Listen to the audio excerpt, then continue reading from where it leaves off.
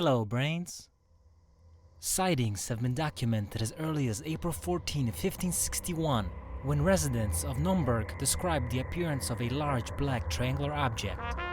According to witnesses, there were also hundreds of spheres, cylinders, and other odd-shaped objects that moved erratically overhead. UFOs have gained widespread attention after the summer of 1947, when a flying disc crashed at a ranch near Roswell, New Mexico. At this time, the government also established Project Blue Book, investigating more than 12,000 UFO sightings. The Navy claims that over the past 5 years, military pilots have reported a growing number of UFOs in the skies. In 2017, the New York Times reported that the Pentagon set aside up to $22 million on a shadowy program to analyze anonymous aerospace threats. This technology is beyond our abilities, but the key to UFO function can be connected to element 115, otherwise known as ununpentium. In 1979, the International Union of Pure and Applied Chemistry recommended that the placeholder systematic element 115 name ununpentium be used until the discovery of the element is confirmed and a permanent name is decided. Element 115 gained popularity when an American scientist, Robert Scott Lazar, claimed to have worked on reverse engineering extraterrestrial technology at a site called S4 near the Area 51 Groom Lake operating location. Lazar was brought in as a replacement for two scientists who died due to a reactor explosion while handling element 115.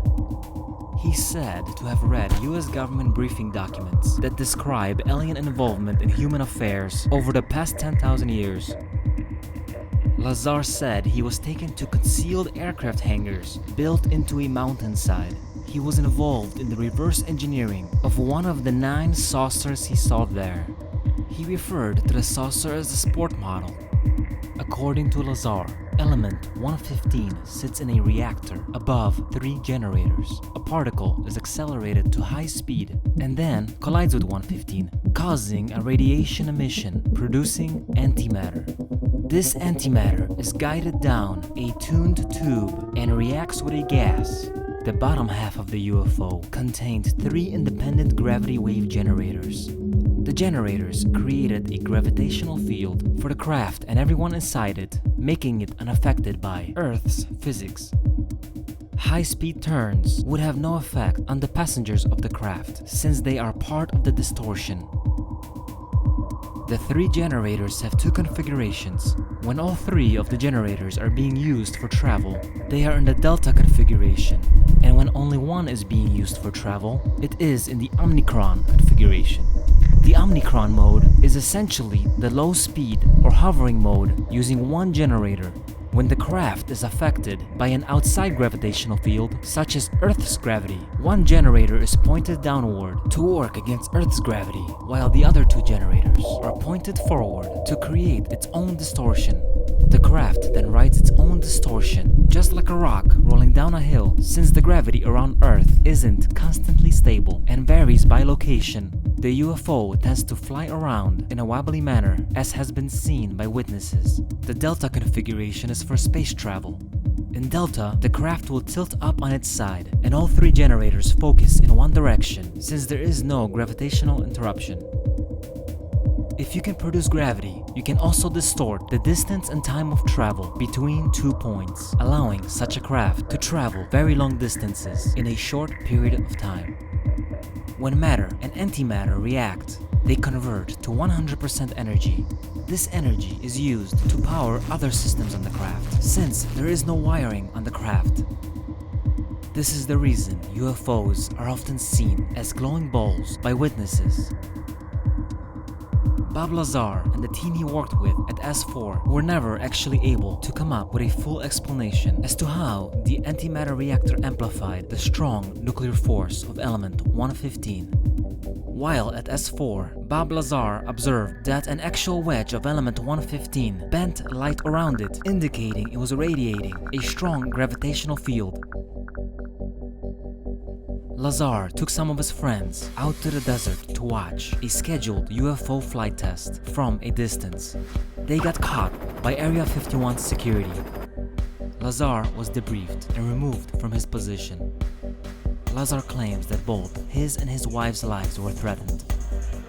In May 1989, Lazar appeared in an interview with investigative reporter George Knapp on Las Vegas TV station KLAS under the name Dennis, with his face hidden, to discuss his employment at S4, a facility he claims exists near United States Air Force Facility Area 51. After his TV appearance, Lazar received an anonymous phone call with the other person on the line, asking him, "Do you have any idea what we are going to do to you now?" Lazar faced several episodes of intimidation followed by assassination attempts. On one occasion, an attempt on his life was made when he was about to get onto a highway. A car accelerated next to his, and a bullet was fired, missing Lazar, but striking another car. Lazar states that he holds a master's degree in physics from MIT and a master's degree in electronic technology from Caltech. Investigations into his background could not find any records of Lazar ever having attended either institution. Lazar claimed he worked as a physicist at Los Alamos National Lab, experimenting with one of the world's biggest particle beam accelerators. The officials at the facility claimed they have no record of Lazar ever working there, but his name does appear in a 1982 Los Alamos National Lab telephone directory.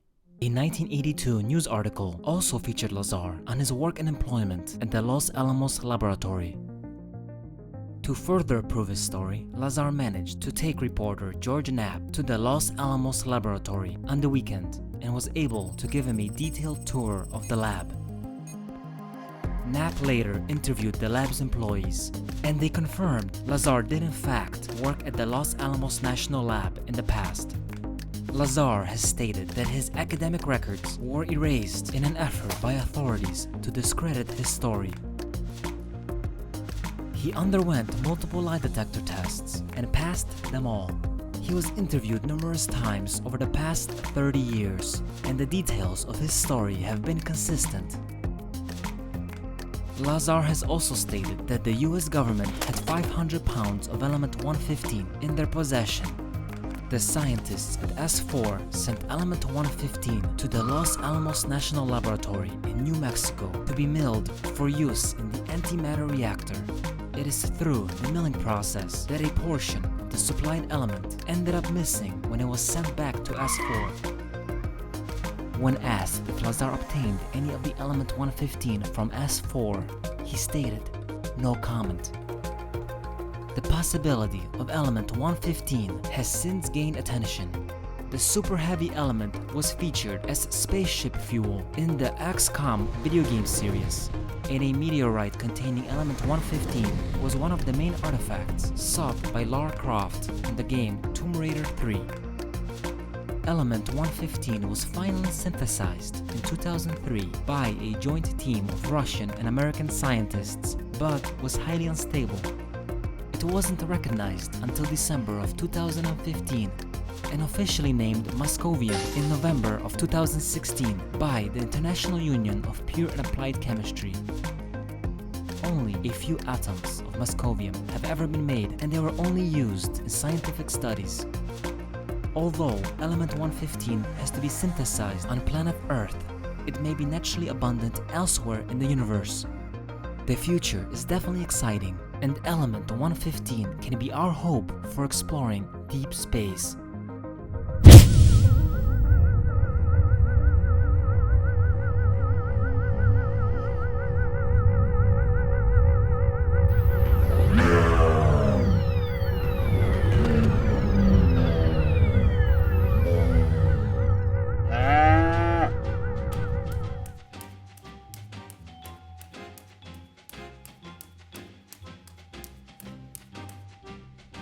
What was that? I think you're stuck here. I'm going to go now.